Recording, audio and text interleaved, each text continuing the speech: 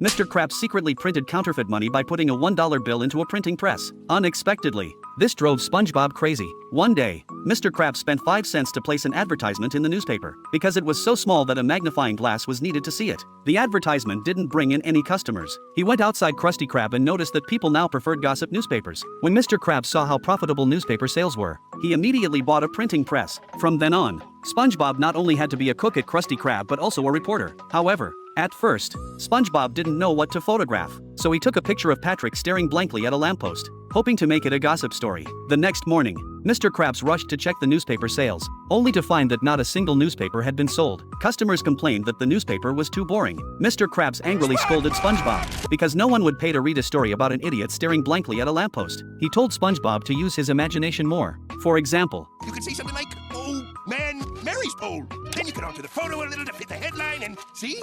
Now that's a juicy story. SpongeBob says, "Isn't this a lie?" But Mr. Krabs doesn't care. The next day, Puff is waiting at a red light. A police car happens to stop behind him. SpongeBob falsely accuses driving instructor Puff of speeding. The news goes viral instantly. However, Puff loses his job because of it. SpongeBob sees Larry getting punched hard. Larry, because he's not strong enough, is kicked out of the gym. But actually, the person who punched him was just Larry's fan wanting to test the hardness of Larry's abs. SpongeBob happens to pass by. After hearing the truth, he wants Mr. Krabs to shut down the gossip newspaper. But the newspaper makes Mr. Krabs a lot of money, so he persuades SpongeBob to continue. The next victim was Plankton. This guy had finally developed a new product, but the next second the health department arrived, throwing out a gossip newspaper claiming someone had eaten his food and suffered from diarrhea for 3 days and 3 nights. Just like that, Chum Bucket was shut down. SpongeBob felt incredibly guilty seeing this. As the newspaper became more and more popular, Mr. Krabs made more and more money. Just when SpongeBob suggested shutting down the newspaper again, Mr. Krabs unexpectedly threatened to kick him out of Krusty Krab if he didn't update the newspaper. The fourth victim was Sandy. The science committee confiscated all her trophies because the newspaper claimed Sandy not only had a low IQ but also a mental illness. Sandy was furious. Meanwhile,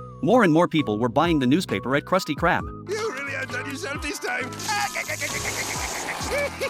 SpongeBob complained that every penny Mr. Krabs earned was built on other people's suffering, but Mr. Krabs didn't care. He continued to urge SpongeBob to write an even more sensational news story, preferably one that would shock him. SpongeBob didn't disappoint him. The next day, as soon as Mr. Krabs pushed the newspaper out, he was surrounded by a group of customers. The newspaper claimed that Mr. Krabs exploited his employees and forced them to write exaggerated and false news. Several victims came demanding answers, with Larry being the worst off. All the kids in town want to beat me up for lunch money.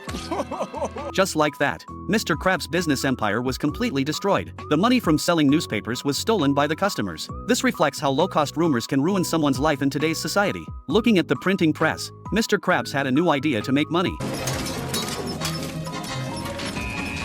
Give me some scissors, boyo. It's time to use my imagination. Hey guys, can you fix me and the wife up a couple of Krabby Patties?